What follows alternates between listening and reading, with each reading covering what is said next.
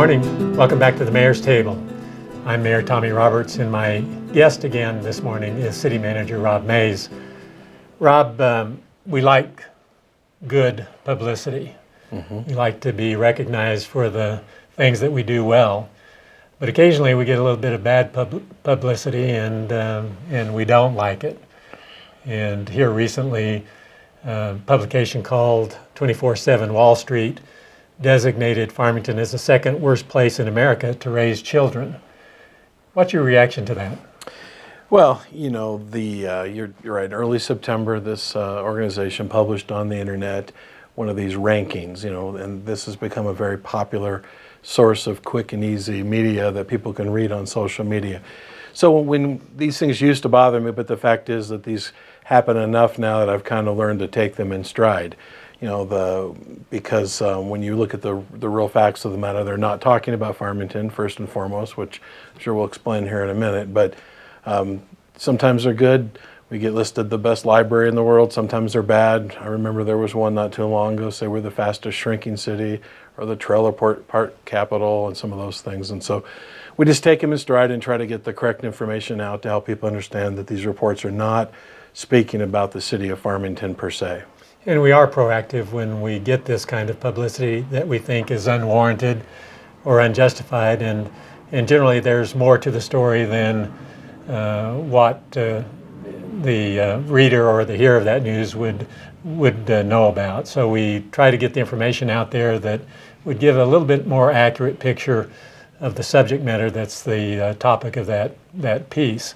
And we've done that here. You authored an op-ed piece that was published in the Farmington Daily Times that addressed this particular designation. And our superintendent of schools in Farmington, Dr. Schmidt, also wrote an op-ed piece and addressed the article from the perspective of the schools. We probably need to go back and just summarize very generally what the article said. Yeah, okay.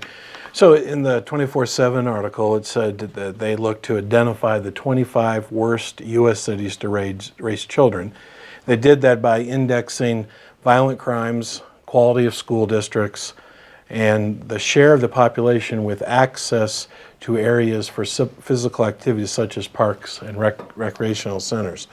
So this one particularly seems so absurd because we obviously pride ourselves very much on our park system and recognized and have been actually nationally recognized and statewide recognized for having an abundance of recreational facilities that are within walking distance of virtually every home in the city of Farmington. So again, it's hard to get too worked up about these.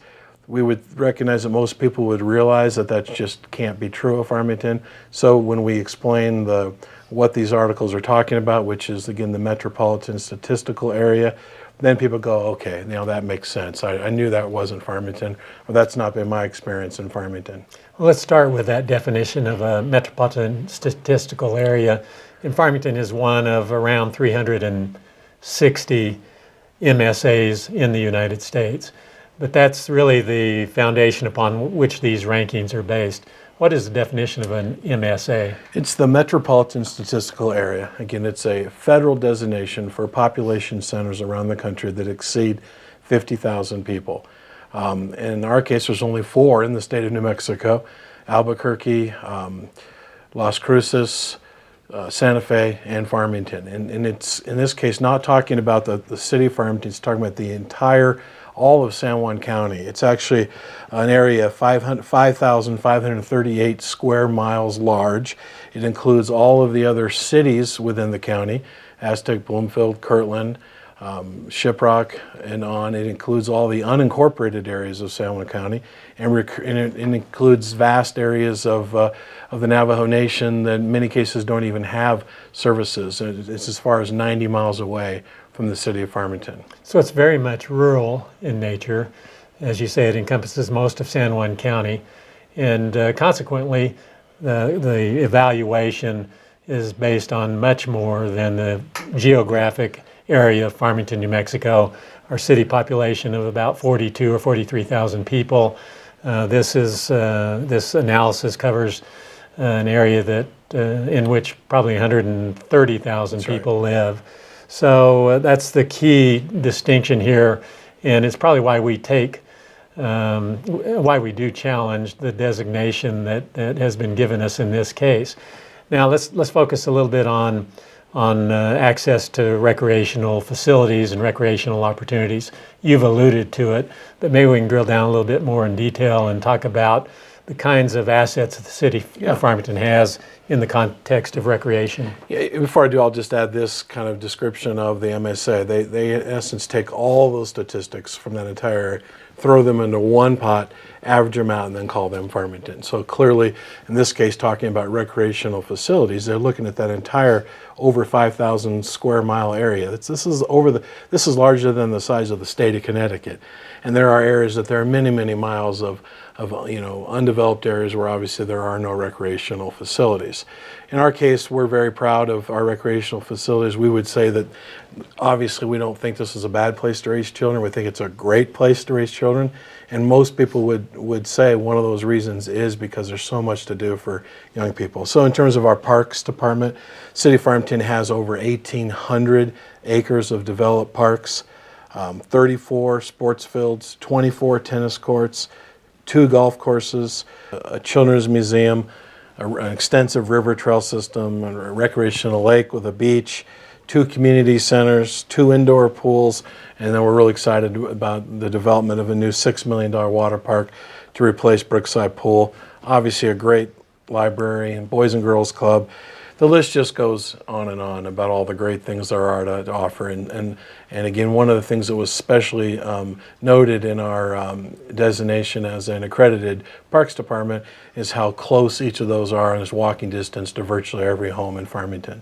It's hard to imagine another community in New Mexico that would have allocated as much in resources to recreational activities and opportunities for young people than Farmington has. I would think on a per capita basis, our facilities are much greater than any other community in the state, including Albuquerque, Las Cruces, Santa Fe, just any of them. And I think it's fair to say that the general reaction that I got from people in the community regarding this particular 24/7 Wall Street designation was that they wondered if anybody had come to Farmington to vet or verify these conclusions.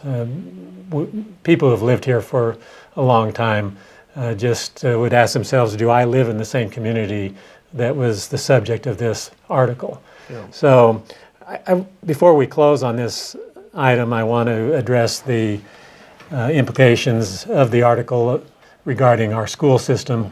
Again, I mentioned that Dr. Gene Schmidt, the superintendent of the Farmington Municipal Schools, had written an op-ed piece in reaction to it. But I think we probably want to reiterate here briefly his position with respect to that article. Do you want to try to do that? Yeah, sure. And again, that's a perfect example too. But we're talking about, again, an area the size of the state of Connecticut, and they acted as if there was one school system responsible for all that vast area. The fact is that Farmington schools are good schools, and in fact, just recently they were lauded in our local newspaper here, and our state education secretary came to point out that over 80% of our schools had either an A or a B rating. So clearly a very unfair, inaccurate, incomplete description of our school system as well. Our school system has been cited, as you mentioned, as one of the top performing school systems in the state of New Mexico, and that's recent recognition that they've received. So superintendent is to be congratulated, and school board members are to be congratulated in leading that movement. The graduation rates for the Farmington Municipal Schools was also pointed out in the article. Dr. Schmidt has acknowledged that that is an area in which the school systems are seeking improvement, and they're working really hard to go in that direction. So I think we probably adequately addressed this. It's a follow-up on your written piece that was published in the Daily Times. But it's important enough, I think, to convey to our citizens that we have every reason to believe that a majority of the people in Farmington who have raised children here, who are now raising children, see Farmington as a very, very good place to be, to raise families, and to just live, work, and play as a general rule. Anything else you'd want to add before we close this segment? Just to point out, to remind our viewers that there'll be more of these to come. They're popular pop media. They're done through research far, far away, and then they publish these things, and they're the kind of quick, easy media people enjoy reading on mostly on social media sources. Sometimes they're picked up by USA Today and other contemporary media sources. And there is some good that comes with this designation as well, because we're on the federal map as an MSA. Site selectors and retail businesses look at us as an area of 130,000. And so a lot of the businesses and things that we enjoy here come as a result of being an MSA as well. Yeah, it's a good point to make, and we've experienced and we've realized here in the last 2 or 3 years an influx of businesses coming into Farmington, and they do that for a reason. You know, they've done their demographic work, they've vetted the process, they understand that there's opportunity here. So I think it speaks well for the situation we're in. Rob, thanks for being my guest this morning on the Mayor's Table. I want to thank all of you for joining us on the Mayor's Table this morning, and we'll look forward to seeing you again next Monday.